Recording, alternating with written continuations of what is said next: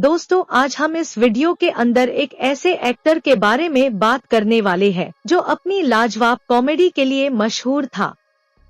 किरदार चाहे जैसा भी हो, उसने बड़ी ही खूबसूरती से हर किरदार को निभाया।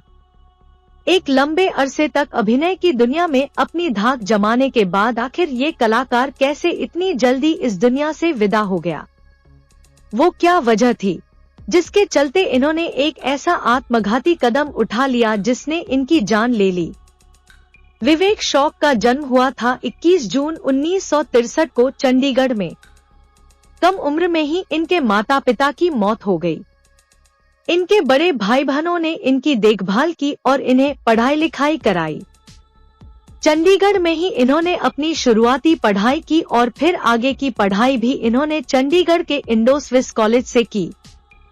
कॉलेज के दिनों में इनके दोस्तों ने जिद करके इन्हें अपने साथ कॉलेज में ही होने वाले एक नाटक में शामिल करा लिया। दोस्तों का दिल रखने के लिए इन्होंने उस नाटक में हिस्सा लिया और इनकी एक्टिंग को लोगों ने बड़ा पसंद किया। लोगों से मिली तारीफ ने इनके भीतर अभिनय को लेकर दिलचस्पी पैदा कर दी।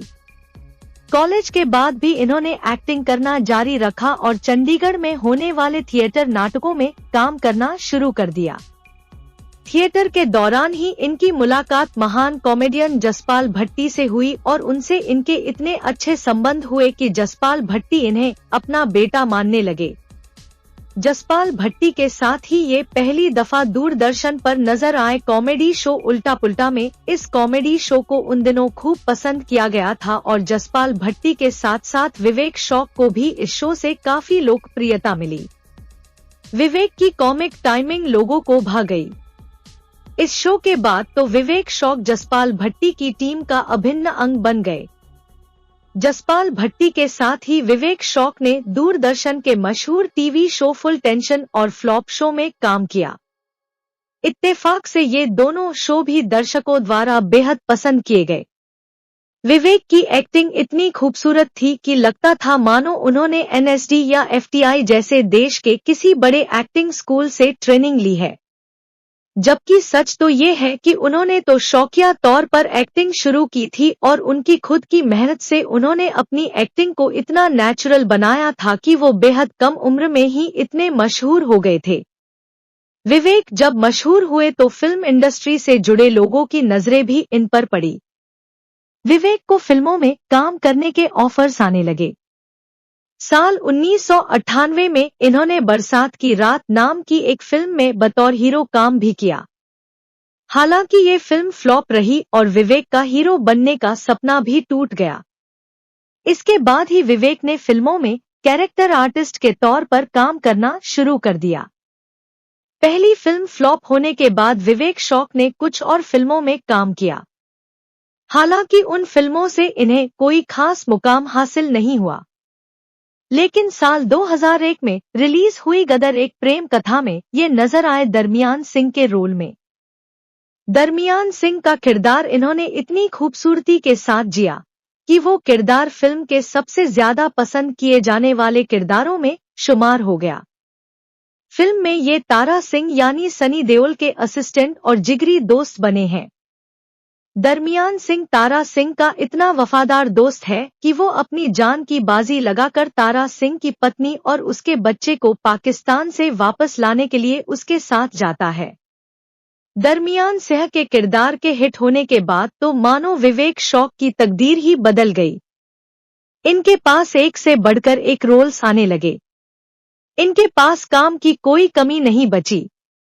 फिर ये नजर आए ऐतराज, 36 चाइना टाउन, हमको दीवाना कर गए, बर्दाश्त, लाइफ पार्टनर, क्रेजी 4, नन्हे जैसलमेर, वाह लाइफ हो तो ऐसी, बरसात, टैंगो चार्ली, कोई मिल गया, किसना, अंदाज, दम, माँ तुझे सलाम, इंडियन चैंपियन और इंटरनेशनल खिलाड़ी जैसी फिल्मों में।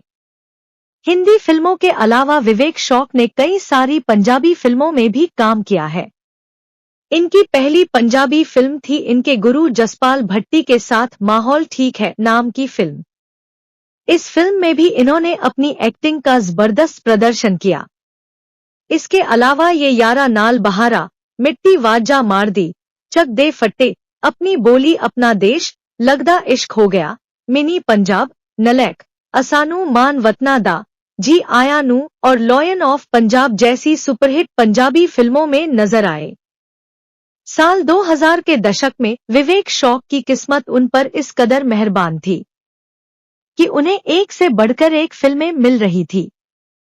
बॉलीवुड के बड़े सितारों संग स्क्रीन शेयर करने का मौका मिल रहा था। हर बड़ा डायरेक्टर अपनी फिल्म में इन्हें लेना चाहता था और इसी दौरान इन्हें टीवी कमर्शियल्स भी मिलने लगे थे।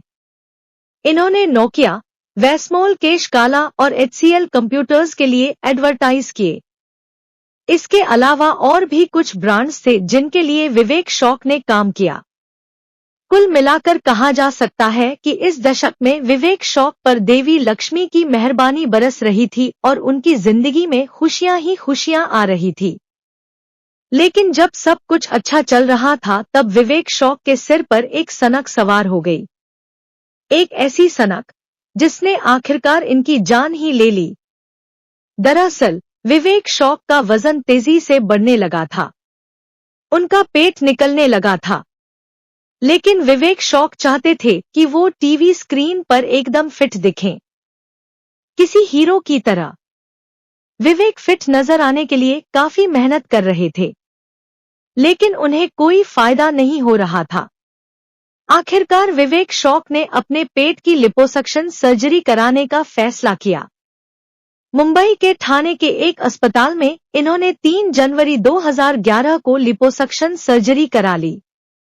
लेकिन इस दौरान विवेक ने डॉक्टरों से ये बात छिपा ली कि साल 2003 में इन्हें दिल की समस्या हुई थी और इनकी एंजियोप्लास्टी उस वक्त करनी पड़ी थी। और तभी से ये एस्पिरिन और क्लोपिड्रोग्रिल नाम की दवा भी खा रहे थे।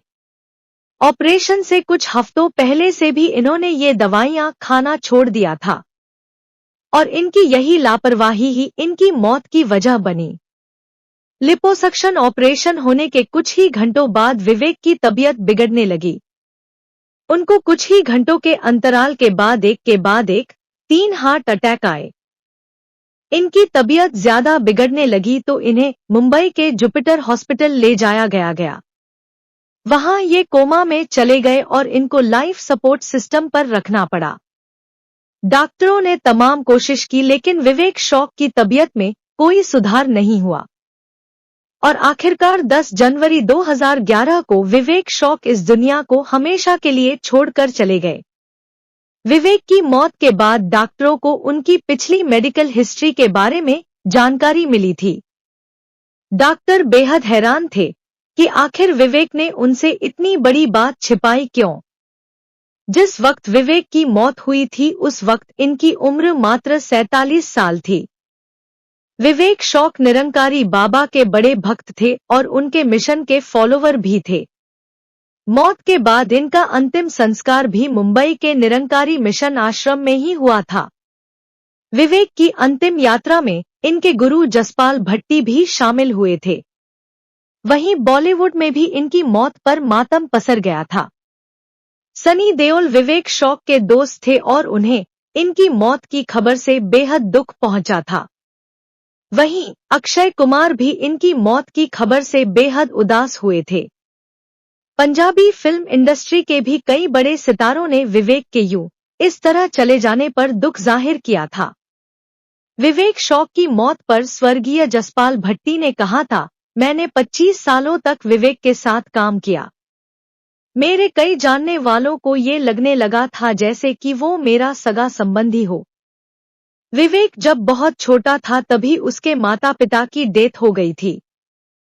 मेरे लिए वो मेरे बच्चे जैसा था, मेरे भाई जैसा था और वो मेरा शिष्य भी था।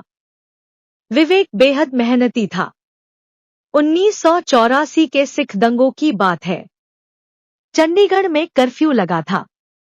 इत्तेफाक से उसी दिन हमारा एक शूट था जो कि मेरे घर पर ही था। शूट में मेरे और विवेक के ही सीन थे। मुझे लग रहा था कि विवेक नहीं पहुंच पाएगा, लेकिन विवेक को अभिनय से इतना प्यार था कि वो कर्फ्यू में भी जैसे तैसे मेरे घर तक पहुंच गया और हमने वो शूट उसी दिन फिनिश किया। विवेक शौक से जुड़ा एक और किस्सा बताते हुए जसपाल भट्टी ने बताया था, कुछ दिन पहले ही मैं और विवेक फिल्मों और नाटकों के स्क्रीन प्ले के बारे में बात कर रहे थे। फिर अचानक ही मैंने कहा कि दुनिया का हर स्क्रीन प्ले भगवान के बनाए स्क्रीन प्ले के सामने छोटा है। भगवान के स्क्रीन प्ले में ना तो आप अपनी तरफ से कुछ भी फालतू कर सकते हैं और ना ही उसे अपनी तरफ से और ज्यादा इम्प्रोवाइज्ड कर सकते हैं। मुझे याद है विवेक मेरी ये बात सुनकर काफी मुस्कुरा रहा था। विवेक शौक की निजी जिंदगी के बारे में बात करे तो इनके परिवार में इनकी पत्नी, 2 बेटियां और 1 बेटा है। इनकी बड़ी बेटी का नाम साधिका शौक है। छोटी बेटी का नाम मुदिता शौक है। वहीं इनके बेटे का नाम सुनिश्चित शौक है। इनका परिवार अब भी मुंबई में ही रहता है। विवेक शौक बेहद शानदार इंसान थे और बेहद उम्दा कलाकार थे। लेकिन आज इस महान कॉमेडियन को शायद ही कोई याद करता होगा। तो दोस्तों, यह थी एक्टर विवेक शौक के बारे में। अगर वीडियो पसंद आए, वीडियो को लाइक करें और हमारे चैनल स्टार मनोहर राठौड़ को सब्सक्राइब करके बेल आइकन जरूर दबा दे ताकि मैं मोटिवेशन मिलता रहे इस टाइप की और वीडियो बनाने में।